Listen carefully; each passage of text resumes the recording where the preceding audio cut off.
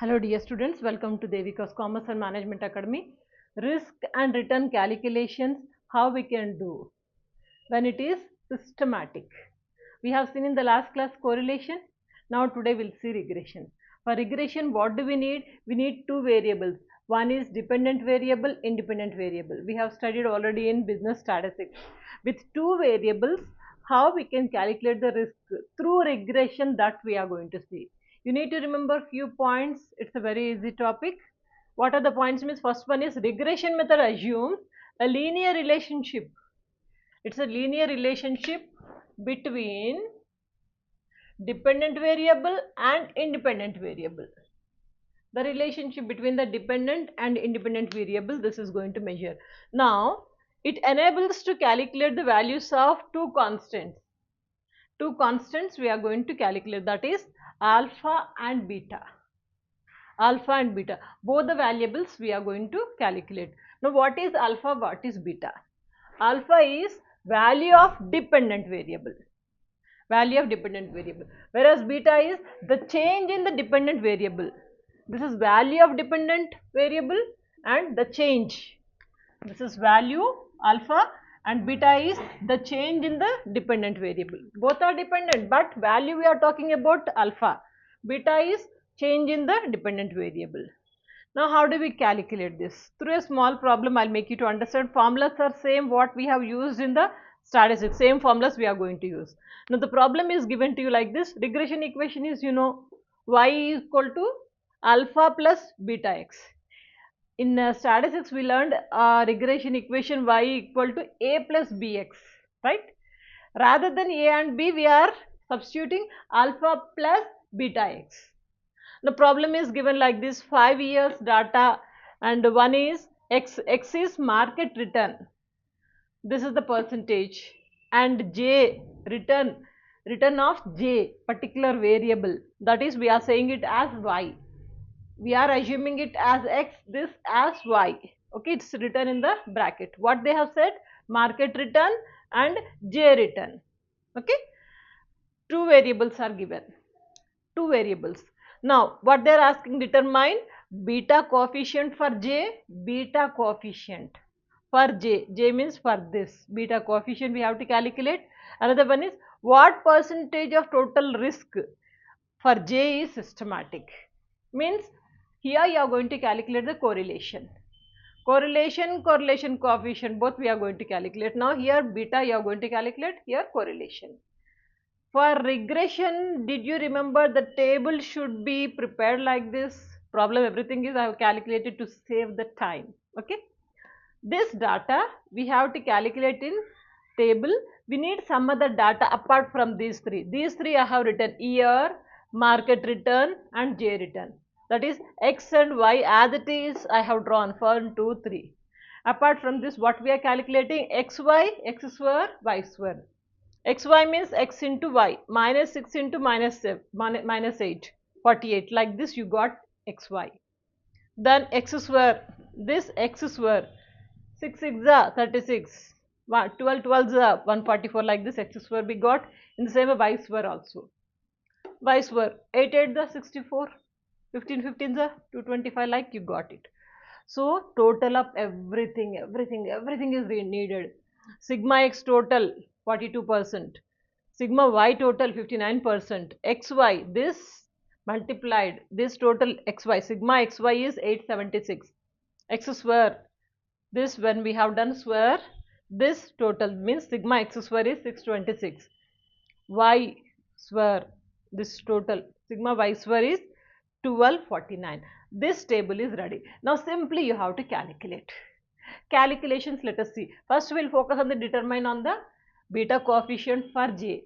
Beta calculation, one simple formula you can remember: beta for j, that is y. Formula is sigma n into sigma xy. N into sigma xy minus sigma x into sigma y.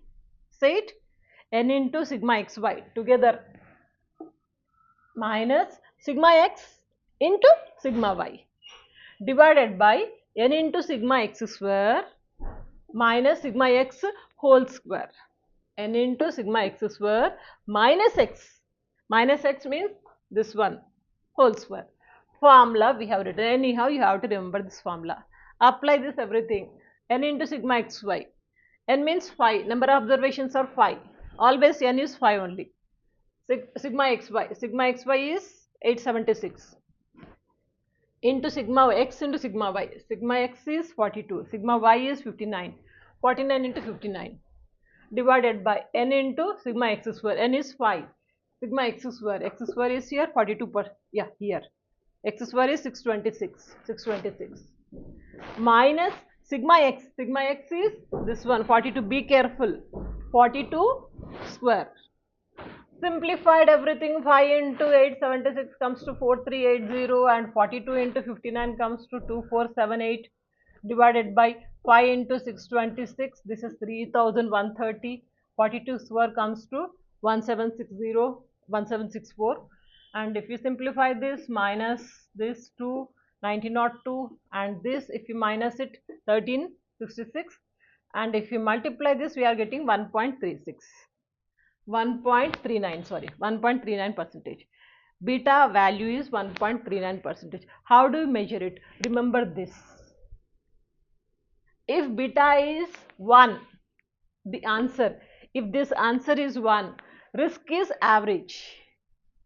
Risk is average. If the answer is less than 1, risk is more than average. If beta is less than 1, risk is less than average. Less than average. Now here beta is here 1.39. 1.39 means more than beta. This risk is less than average. Like this we can give the conclusion. Beta chapter is over. Beta calculation we have done through this formula. Did you get this table? Very simple. Then after that, when they are asking what percentage of total risk for J is systematic, means you have to calculate the correlation. Correlation formula, same formula we are using. Correlation. R means correlation. Did you remember statistics? In statistics, same formula. R is equal to sigma xy minus sigma x into sigma y divided by root of two things. One is this one, second one is this. Everything comes under the root. Okay. So root of n into sigma x square minus sigma x into whole square.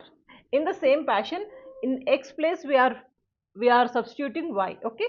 N into sigma y square minus sigma y whole square. Everything we have to calculate. Substituted all the values, whatever is saying in the formula, substituted and calculated everything. Automatically it comes to correlation is 0.986.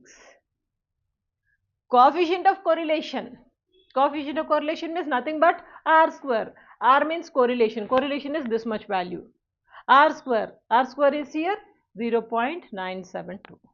If we multiply this 0.986 into 0.986, you are going to get this value. Risk factor. So like this you can calculate. Am I clear?